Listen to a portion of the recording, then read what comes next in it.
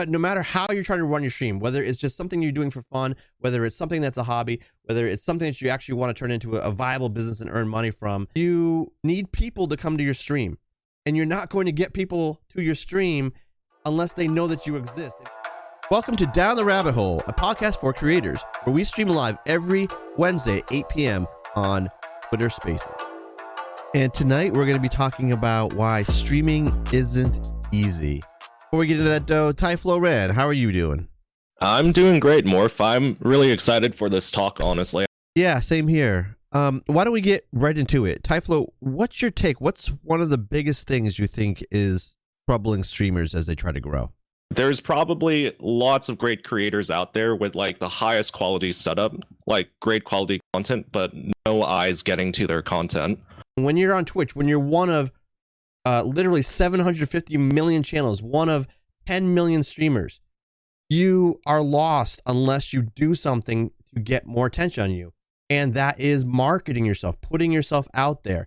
And the best way that we have to do that, we as streamers, is to utilize social media.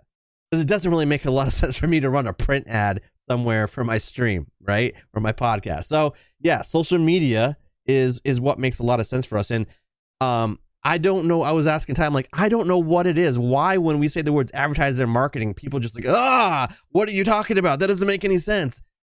It does. What do you think, Ty? So I think this leads into our first question for the viewers. If you use external sites to drive people over to your Twitch, which ones do you primarily use? Like, give us your top one or two sites that you use like to drive people over. And I think the generic answer most of us will say is that TikTok is what most of us use. I'm not going to say that this applies to every streamer here who's listening right now, but specifically TikTok has been shown to have like that quote unquote discoverability to get more eyes on your stream and even to drive people over. Now, specifically in my case, sure, videos on TikTok have brought people over to my Twitch, but also a marketing tactic that I use that maybe some of you can relate to is going live on TikTok, let's say for 30 minutes, maybe even up to an hour or so, and then connecting with people on there, telling them about like the higher quality and enticing them to come over to Twitch that way. Yeah, absolutely. I think that makes a lot of sense. And it's when we do that. So let me ask you, because I know that some of you who are listening also go live on TikTok when you're streaming on Twitch. And what's the reason for that? If not, but to advertise your Twitch stream, not to let people know that you're on Twitch. I don't care how you say it. That's what you're doing. You're trying to get people to come over to Twitch. There was a TikTok sound that was trending a year or so ago. Was I used my TikTok to promote my Twitch or something to that effect, right? I'm not going to sing it because I like you guys and I don't want to make you run away. So, but that was the sound, and that's literally what it's for. You know, there have been numerous people that have come out against this, even on TikTok. I'm not going to mention names, who say no, you shouldn't do that. You should use your platform on TikTok solely for your audience on TikTok. And it's like, but then how does anybody find me on Twitch? And don't tell me the only way I'm supposed to get discovered on Twitch is by playing games that nobody else is playing, so I can be on the top category, the top row of the people streaming. That is not the sole answer. That is not the best way to do it. Right. And I think to support your points, Morph, to cite Cat Liente, who, again, a lot of streamers, like, they treat her word as law. She's basically one of the Twitch gurus on TikTok. She compared our advertising strategies of, like, using socials to, let's say, think of your stream as, like, a pizza parlor. You want people to come in for your pizza, your content on Twitch. And in order to do so, you need to like spread the word of your pizza joint and your Twitch channel. So you use like flyers and advertisers. Like you could compare those to Instagram posts or Twitter posts. And I guess like the entertainment side of things too, with like TikTok and making like trending videos or like silly videos that entertain people and then entice them to come over to your Twitch to see that to see more of you and to hopefully like catch those moments live on stream too. And that segues into like this perspective that you and I agree on, where streaming is a business. You yourself are a business. You're a brand that's providing some sort of value to people, to your audience, whatever that might be. Right. The parallels between what you want to do as a content creator, what you want to do as a streamer, and running a business. So many of the same principles exist. So many of the ways that you want to grow exist. We just don't, in this industry, right? We don't use the same terminology a lot, but it's literally the same thing. I feel like people would have a much easier time if they just accepted that fact, and then they can start looking at other content. So I mean, some people say, "Oh, I love your takes on this stuff." This, your opinions are spot on for what we're doing.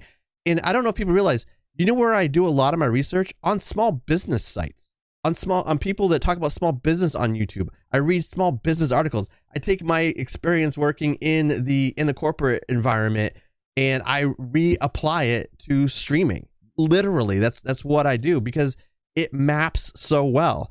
So I just find it hilarious and sad in some cases when people just don't understand it and they say that it's off base, because it is not. I mean, if you have take a business class, do a little bit of research on a small business, and you're going to see the same stuff. Like right now, I'm taking a photography class, and the instructor is having us read a lot of books about painting. We're like, why are we reading stuff about painting? It's like, because they talk about having a certain eye for that design, what you're looking at, the rules, if you will, about what you need to do in order to be a good photographer are the same as the rules on what you need to do to be a good painter. Like, don't stop thinking of this as a bubble, like where you're in some space that is completely unique and that nothing else in the real world, no rules in the real world apply, because it's just not true. Right. And I think that's the thing too that I wanted to segue into our second question. Would you be willing to use other sites instead of just banking on TikTok itself? Because like we said before, you want to use as many tools and as many opportunities as you can to get people's eyes on your Twitch. This goes back to the pizza analogy. Pizza joints don't just rely on flyers to get people's word out. They use as many sites, and like even going so far as to like hire I can't find the word for this, like the people who like dance on the streets and like flip the signs over, like that kind of entertainment. Like that's still entertainment that drives people to their pizza joint, and it's comparable to you doing like silly trends, or like with Bearded Nova's case, like wearing a bikini on TikTok to entertain people and that eventually bring them over to his Twitch.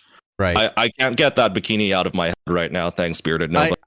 There's crazier things that have happened, and it's all about marketing. It's all about getting yourself there. Why do you think that I say, and others say, find a niche so you can target the right demographic, create a brand so people know what you do and can recognize your logo or your name, or they'll see an excerpt from your stream and they'll know who you are, or they'll get an idea of what you do, or remember things about people when they come into your stream, network and collab and do all this stuff. All these things that you guys have always heard as streamers and creators, those are literally the same exact things you do to grow any business.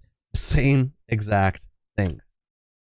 Right. And this also brings up my third question for our audience. Would you be taking marketing business classes, like college level courses, to help you grow as a streamer? Because I had this talk with both Dad the Gamer and also Pastor Gaines himself.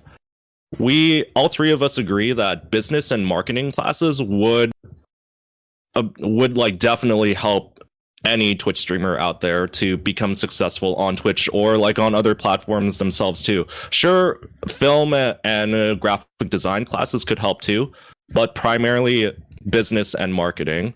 When you hear sometimes people talking about Pokimane, and she is very successful, right? One common way that I hear people describe her is she's a really smart businesswoman, right? Because she understands how the game of streaming and content creation works, and she has used that knowledge to her advantage. She has become very successful because she knows how to run a business. And even that sometimes gets a little bit lost. Taking classes to understand this, given the if you believe what I'm saying about the parallels, you will absolutely benefit from taking classes. Typhlo, I know that you obviously have taken plenty of classes too, and I'm sure that you have taken classes that you are using bits and pieces of to do what you do. I know that I have. And I think some of the specific classes that I took at my college, we had like elective classes like to fulfill like art or like creative requirements. Graphic design was probably, it's not, in my opinion, it's not as important as business or any kind of marketing class. But having that sort of creative class and then others too, like even a writing class to help fuel your creative mind, and also like specifically with graphic design, like designing overlays for yourself, or if you wanted to go into creating your own emotes, which I've done for myself, and then specifically like using the knowledge from those classes and creativity to fuel other businesses too. Like Kat Liente herself commissions emotes for, I have no idea how many streamers, but I know that she like that's another side part of her business. It's not just streaming itself, but also doing stuff for other streamers and getting paid for it. It's part of her business. It's part of her income. And what's the phrase that we always use when people try to get different sources of income into what makes up their whole streaming salary? Is diversifying your income. Another term. That's a different topic, but again, just drawing the parallels there. Just want to mention everybody out there. I appreciate everybody for hanging out. And I appreciate the comments and questions so far. If you could like the space and share it, that would definitely help us as well. I do remember Insane Troll and yourself, and I believe Chillin' with Dev was on the same talk too. I think this was back in September, where all of you spoke about diverse income and not just banking on Twitch subs and bits itself to bring money into yourself as a streamer and business. And I honestly, like, having those multiple sources of income gives you more stability, and takes a lot of stress. Making sure you have like other sources like that are bringing in like money for yourself to continue creating. That's highly recommended. Question 4 does tie into question 3. Like, what specific marketing and business skills do you need to be a successful streamer? Because I know a lot of us, we're working adults right now. We can't take a full-blown college course of like marketing and business. So if we could narrow things down to a few specific classes and pay for those courses individually whenever like we have time with like our work and streaming schedules, like what would all of you, or yourself, Morph, what would you recommend? Wow, there are so many good classes you could take to help yourself understand how to run your stream, your content creation as a business. I would say that you want to take some sort of intro to business, understand how the system works. I would say you would want to take a marketing class to understand how to create advertisements or how to entice people to go to your business and spend their money or spend their time. I would say you don't want to take a finance class. This might be one of the most important ones. And it's not just about, what expenses does a company have, which is important as well, but it's also important to understand how to properly budget, how to plan for the future, all of those kind of things. I would think those basic kind of classes would serve a lot of people well.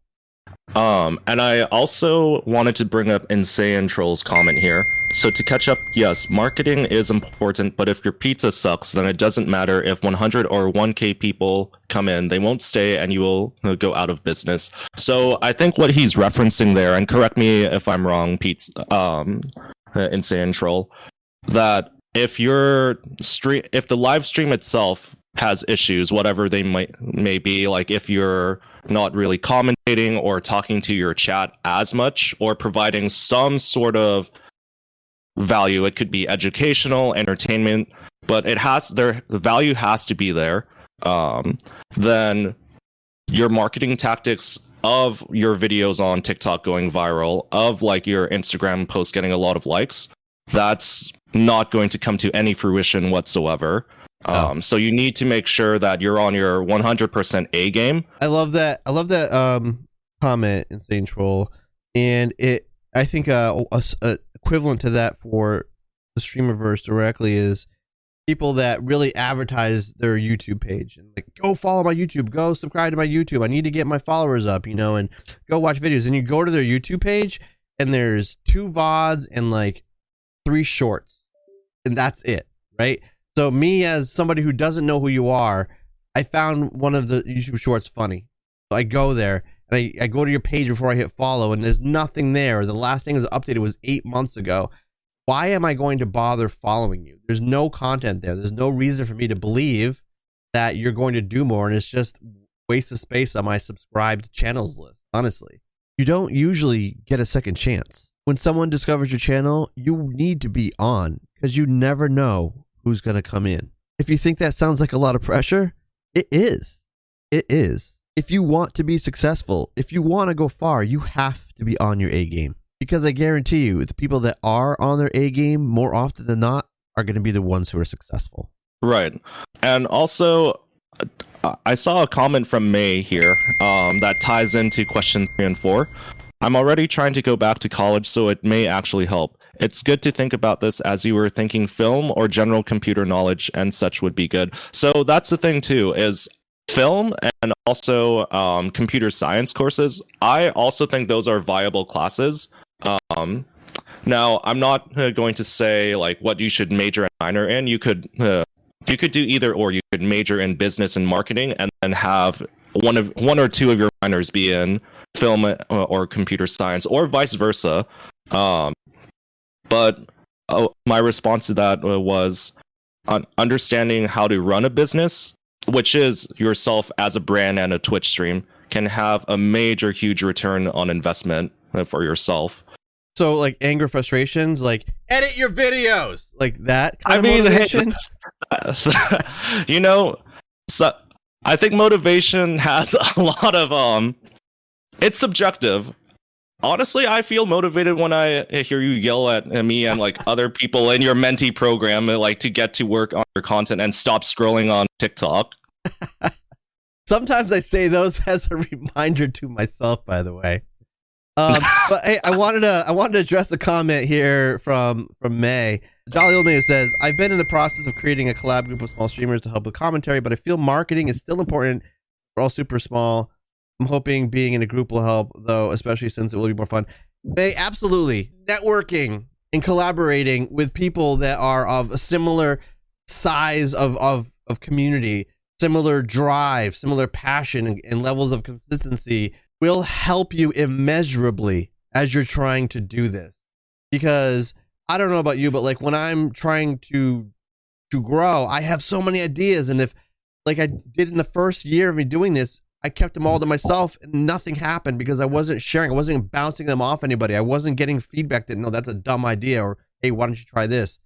And so now that I've been doing that a lot better in the last year plus, things have worked out more in my favor. And I think you're going to find the same thing. And I think that's a really smart approach. And you say you're hoping, but it will absolutely. I guess I can say guarantee because I have no financial commitment in this. No, I can guarantee you that you will find that it's going to work out a lot better than you probably think it will. So, 5th question, what are some other things to think about when you're trying to drive people to your Twitch channel? When you're holding your Twitch stream, you have to think about, is this like around like the time my audience will be available, and it is super subjective for a lot of people. Some streamers might like the evening time where they'll feel relaxed, end of the day, away from work, don't have to worry about that. And then there's other streamers like me who like being live in the afternoon where we still have like our peak of energy, and then like near the evening time we kind of want to just unwind and stream Raid Out and such. And then more specifically with holiday events, if you want to drive people to your Twitch on, let's say, Christmas or the Super Bowl, days where they might have other priorities, you need to like hold some kind of special event to incentivize them more to spend time with you on those specific days. I think truly understanding your demographic makes a difference. For instance, if your demographic, if people in your community don't really use Instagram, you're probably not going to find people on Instagram who like your content. The parallel might not always be there, but if in general it's true, it's probably best you spend your time elsewhere. And you can definitely use your personal analytics or even industry-wide analytics to start to figure some of this out, how to best utilize your time and effort spent on how people view channels. So the last question I have here, I don't know if there's any questions in chat. We're going to go for another just under 10 minutes. The last question I have that was prepped was, do you think setting SMART goals applies to marketing your channel? I'd like to hear your take on that, Morph, because Sure. From our interactions, I know that you have an extensive knowledge on SMART goals. I think that you can apply the philosophy of SMART goals to just about everything, and if you're not familiar with that acronym SMART, it's specific, measurable, achievable, I forgot the R, but time bound, realistic. There we go. So what do you want to get out of marketing, right? So you would kind of ask yourself that, I want to get X number of people. I want X number of people in my stream. So then you say, is that something that's realistic? I want to get additional 50 people in my community or an additional 10 CCV within 6 months. Maybe that sounds achievable, but if you've been doing this for 2 years and you're at 5 people, maybe getting 10 people in the next 6 months is not actually achievable or realistic within that time frame unless you make some significant changes. Doesn't mean it can't happen. It just means if you continue as is, that it's not going to happen, right? So think about when you say, I want to get this done, make sure that you're putting a time frame on it. Make sure that it makes sense. I could tell you right now, I want to earn $1 million between today and the end of this calendar year. That is probably not a SMART goal because it is specific. Sure. Is it time bound? Yeah. Is it achievable? No. Is it realistic? No, not at all.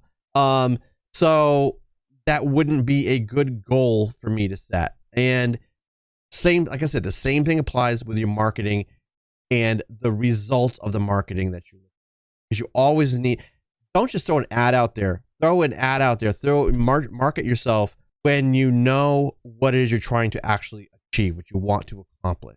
I really want to bring up this specific moment in one of Devin Nash's videos. With the time frame, you can't necessarily say whether you fell off as a streamer. Like, let's say you have a bad stream. That is just a single piece of data within the overall time frame of yourself as a creator. So you can't really say, like, let's say technical issues or like drop frames, whatever. Just because you had one bad stream, overall, you need to look at everything. Like, okay, so he did say within a 3-month time span, that's enough time to like have multiple streams over those 3 months. Look at that trend analysis, and that bad stream is merely just an outlier. The rest of your streams, the majority of them, could probably be really good ones too. And also going off of that point, making sure that, let's say you have like a really good stream, like you have double the viewership, you have like a lot of people subbing, like a lot more active chatters, and then you fall back down to your baseline, whatever that may be. you can't say like, oh, I fell off as a streamer, or like, oh, I'm a failure. Like Devin Nash called this out on his video, because just because you fall back down to your baseline, in no metric is that you failing. It's tying it all back together with you being a business. Businesses, whenever they double like their sales, like they're excited, they're ecstatic for like a month, and then when they drop back down to their baseline, they're just like, oh, this is just a normal thing. We're still doing good. We're still making income. Yep. You're just like that business. You're still doing good. People, seriously, read some small business in some business books in general, and you're gonna see the parallels. I promise you will see the parallels, and it will probably click for you, and it will give you a whole new level of insight into how to do your stream. And when people say things like your stream, you're playing Modern Warfare 2 on Twitch is running a business, you will start to understand it. And when you do, you'll start to understand the things about how to market yourself and advertise yourself to get more people to your stream to achieve those other goals that you have. Anyway, appreciate everybody for hanging out. Appreciate you once again, Typhlo. Thanks so much for hanging out, everybody. If you enjoyed this episode, make sure to like and share the podcast. Don't forget, we are here every Wednesday on Twitter Spaces at 8 p.m. If you have a comment or an idea for a future episode, make sure to drop us an email at downtherabbithole@elevated.media. Thanks. Have a great day.